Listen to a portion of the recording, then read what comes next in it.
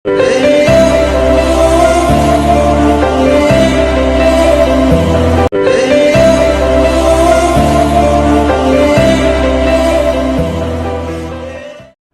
అందరికీ, ఈరోజు వీడియోలో ఉప్మా శనగగింజల చట్నీ ఎలా తయారు చేయాలో ఈ వీడియోలో చూసేద్దాం. ముందుగా రవ్వని బాగా రోస్ట్ చేసుకోవాలి. వేపుకున్న తర్వాత 1 టేబుల్ స్పూన్ నెయ్యి వేసి బాగా కలుపుకోవాలి.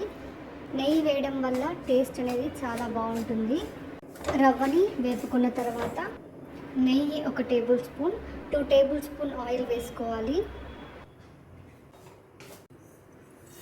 ఆవాలు, శనగబాళ్ళు, జీలకర్ర వేసి బాగా వేపుకోవాలి. కరివేపాకు, కట్ చేసి పెట్టుకున్న పచ్చిమిర్చి,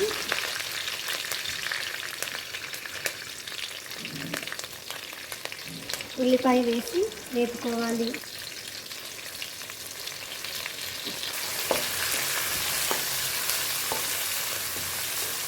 ఎండుమిర్చి ఈ విధంగా కట్ చేసుకొని వేసుకోవాలి.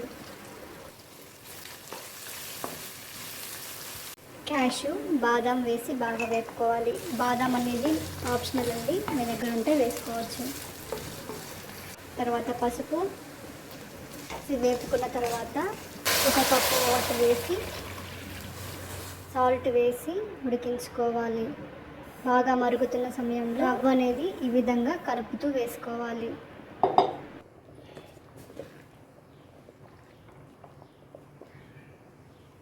అంతే అండి, ఈజీగా ఉప్మా రెడీ అయిపోయింది.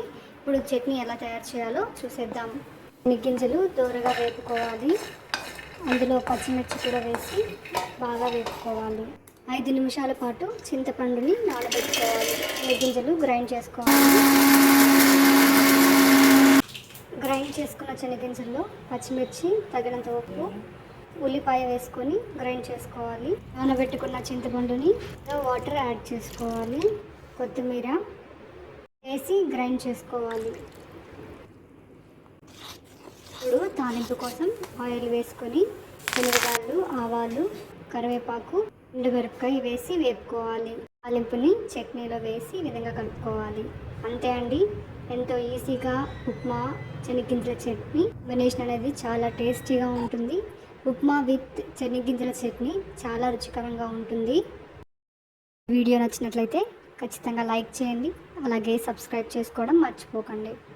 Thank you.